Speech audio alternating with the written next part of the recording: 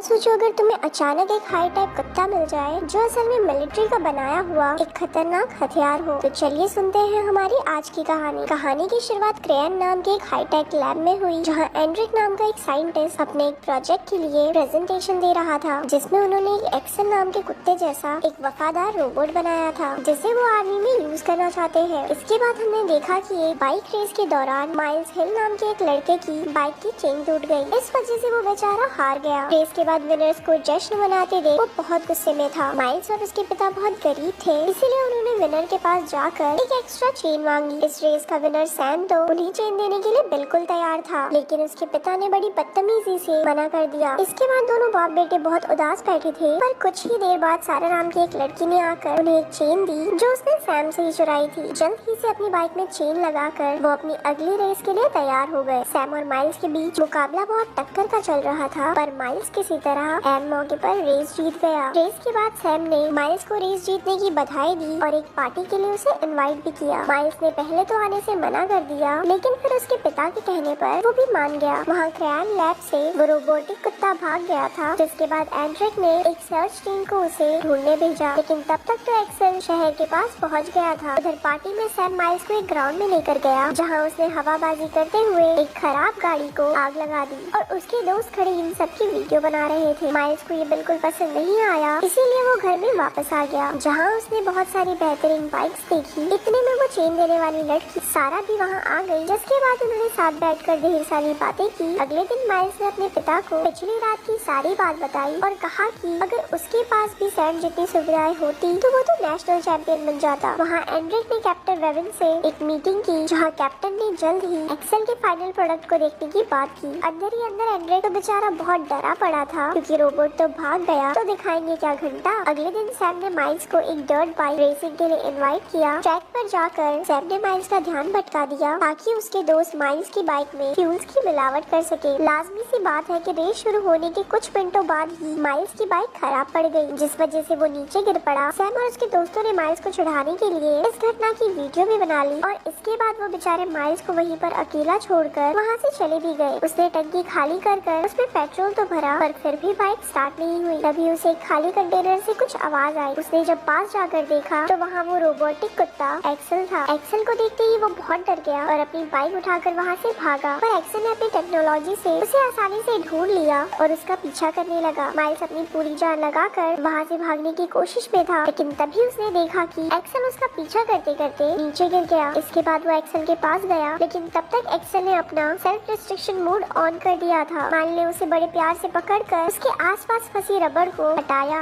जिसके बाद एक्सेल ने अपने आप को माइल्स के फोन से कनेक्ट किया और अपना सेल्फ रिस्ट्रिक्शन मोड भी ऑफ कर दिया। माइल्स एक्सेल को वापस से उसी कंटेनर में लेकर गया और वहाँ लिखी हुई इंस्ट्रक्शन से उसे ठीक करने लगा। अगले दिन सैम और उसके दोस्त माइल्स की वो फनी वीडियो देख रहे थे, लेकिन सारा ने उन्हें बीच में ही रोक दिया और माइल्स के बारे में पूछा। उधर माइल्स तो अपनी ही बाइक के पार्ट निकाल कर एक्सेल को सही करने में लगा था। माइल्स ने उसमें पेट्रोल भरा और आखिर में उसके मुँह से उसका कवर हटाया। एक्सेल के मुँह में कई सारे हथियार थे, पर उसने माइल्स पर हमला नहीं किया, बल्कि वो दोनों तो एक साथ खेलने लग गए। काफी देर खुले मैदान में होने की वजह से गवर्नमेंट के भेजे ड्रोन्स ने उन्हें घेर लिया। उधर लैब में बैठकर बर्मन ने एक्सेल के सिस्टम को क्रैश करने की तैयारी की, लेकिन एंड्रिक ने उसे रोक दिया। असल में एंड्रिक इंसानों के साथ एक्सेल के बर्ताव को देखना चाहता था। कुछ देर बाद सारा माइल्स से मिलने पहुंची, पर एक्सेल ने उसे पहले देख लिया और वो उस पे हमला करने ही वाला था कि माइल्स ने एन मौके पर बीच में आकर उसे रोक दिया। उसने एक्सेल को बताया कि सारा उन पर हमला करने नहीं आई, वो तो उसकी अच्छी दोस्त है। रात में सारा ने एक्सेल को वापस भेजने की बात की, लेकिन माइल्स ने सारा को एक्सेल के शरीर पर गोली का निशान दिखाया और कहने लगा कि उसके पिछले मालिक ने उसे भगाने की कोशिश की होगी, इसीलिए उन्हें उसे वापस देने की कोई जरूरत नहीं होगी। सारा और माइल्स को ऐसे देखकर एक्सेल ने डिस्को लाइट्स लगाकर कुछ प्यारे गाने बजाए। उधर लैब में बर्मन ने कहा कि ये दोनों ही निहायत ही गरीब लोग हैं, क्यों न इन्हें थोड़े से पैसे देकर अपने रोबोट को वापस ले आया जाए। लेकिन एंड्रिक ने ये कहकर मना कर दिया कि इंसानों के साथ रहकर एक्सेल में बहुत सारे बदलाव आने लगे हैं, जिससे उनके रिसर्च को काफी फायदा होगा। अगले दिन सारा और माइल्स ने एक्सेल को छुपाकर वापस ले जाने का फैसला किया और वो रास्ते में एक पेट्रोल पंप पर रुके, जहाँ एक्सेल ने एटीएम और पेट्रोल मशीन को हैक कर लिया, जिस वजह से उन्हें पैसे नहीं देने पड़े, बल्कि उन्हें बहुत सारे पैसे मिल गए एटीएम से। उधर सारा की माँ ने सैम से उसके बारे में पूछा, जिसके बाद सैम सारा की फोन की लोकेशन ट्रैक करने में लग गया। सारा और माइल्स एक खाली घर में जाकर छुपे थे, जहाँ उन्होंने थोड़ी पेंटिंग भी की और इसी बीच एक्सेल ने उन्हें स्कैन सुन करके उनके हैंड मूवमेंट्स को अपने दिमाग में सेव कर लिया। एक्सेल ने अपनी एक प्रेजेंटेशन दिखाई, जिसके बाद सारा और माइल्स को समझ आया कि एक्सेल को असल में युद्ध में दुश्मन सैनिकों से लड़ने के लिए बनाया है।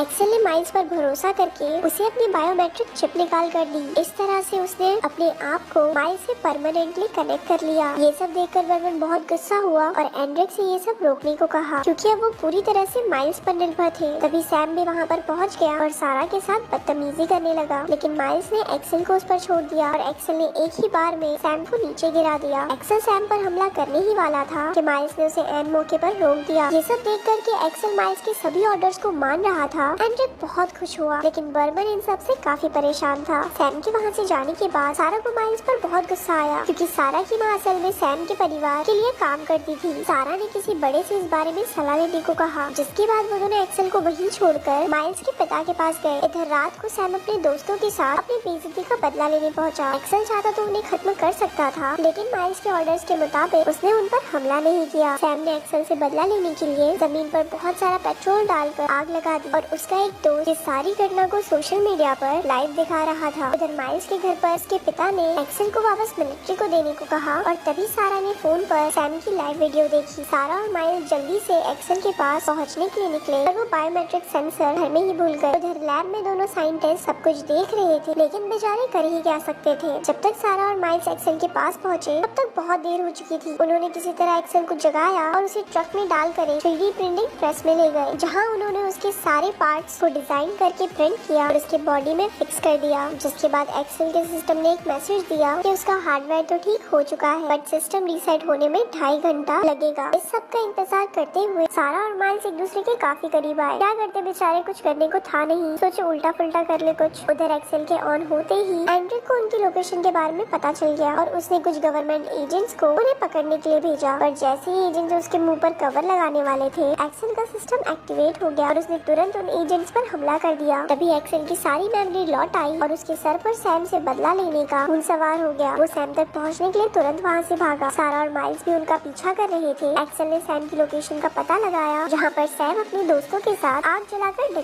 डिचक कर रहा था। वहाँ बहुत से लोग मौजूद थे, लेकिन एक्सेल को देखकर सारे इधर उधर तितर पितर हो गए। एक्सेल को किसी और से कोई मतलब नहीं था, उसे तो सिर्फ सैम से बदला लेना था। सैम ने अपने फ्लेम थ्रोवर से एक्सेल का मुकाबला करने की कोशिश की, लेकिन ऐन वक्त पर उसका फ्यूल खत्म हो गया। सारा और माइल्स ने सही मौके पर आकर एक्सेल को रोक दिया। तब तक एंड्रिक के भेजे ड्रोन्स भी वहाँ पहुँच गए, जिन्होंने इलेक्ट्रिक शॉक्स की मदद से एक्सेल को बंद कर दिया। इसके बाद आर्मी ऑफिसर्स ने आकर एक्सेल, माइल्स और सारा को पकड़ लिया। लैब में ले जाने के बाद एंड्रिक ने माइल्स से बायोमेट्रिक सेंसर के बारे में पूछा और माइल्स ने जवाब में कहा कि एक्सेल की भी भावनाएं हैं और उसे आजाद घूमने का हक होना चाहिए। एंड्रिक खेलने के मूड में नहीं था। उसने सारा को एक लेजर ट्रैप के बीच में डाल दिया, जिससे अगर उसने बाहर आने की कोशिश की तो एक्सेल उस पर हमला कर देगा। पर सारा ने अपना दिमाग चलाया और हवा में ही वो डिजाइन बनाने लगी जो उन्होंने उस दिन खाली घर की दीवार पर बनाया था। दरअसल उसने हाथ से मेंटोस बनाई थी, जिससे एक्सेल के दिमाग की बत्ती चली और वो समझ गया, ओ बाप रे बाप, ये तो मालकिन है। अपने मालकिन को कैद में देखकर वो तो एंड्रिक और बर्मन पर हमला करने के लिए तैयार हो गया। ये देखकर एंड्रिक और बर्मन वहाँ से भाग खड़े हुए, लेकिन रास्ते में ही फौज ने एंड्रिक को अरेस्ट कर लिया, क्योंकि बर्मन ने पहले ही कमांडर को मेल डालकर एंड्रिक की सारी बात बता दी थी। अंदर लैब में सारा तो आराम से एक्सेल को बाय बाय टेक केयर कहकर निकल ली, लेकिन माइल्स अपने प्यारे पेट को अलविदा कहने के मूड में नहीं था। उसने एक्सेल के साथ पुलिस से भागने का फैसला किया, जिसके बाद कमांडर वेबर ने एक्सेल को खत्म करने के लिए मिलिट्री को बुलाया। माइल्स और एक्सेल शहर के बाहर की तरफ को भागते रहे, पर तभी माइल्स बाइक से नीचे गिर गया। एक्सेल के स्कैन करने पर पता चला कि माइल्स के हाथ की हड्डी टूट गई है, इसीलिए उसने अपने मालिक की मदद करने की कोशिश की, लेकिन माइल्स ने उसे भागने का ऑर्डर दिया। पर तभी फिर से ड्रोन्स उसके पास आ गए और पहले की ही तरह उसकी पावर ऑफ करने लगे। लेकिन इस बार एक्सेल ने खुद को सेफ जगह पर ले जाकर सेल्फ डिस्ट्रक्ट मोड को ऑन करने का फैसला किया। जाने से पहले उसने एक आखिरी बार माइल्स की तरफ देखने का फैसला किया और फिर थड़ा। माइल्स भी अपने प्यारे रोबोट डॉग के जाने से बहुत दुखी था। 6 हफ्ते बाद कमांडर वेबर जाकर एंड्रिक से मिली और उसे ड्यूटी वापस ज्वाइन करने को कहा, क्योंकि न जाने कैसे एक्सेल का कोड अभी भी चल रहा था। वो रोबोट अपने आप ही खुद को जोड़ने की कोशिश कर रहा था। दूसरी ओर हमने देखा कि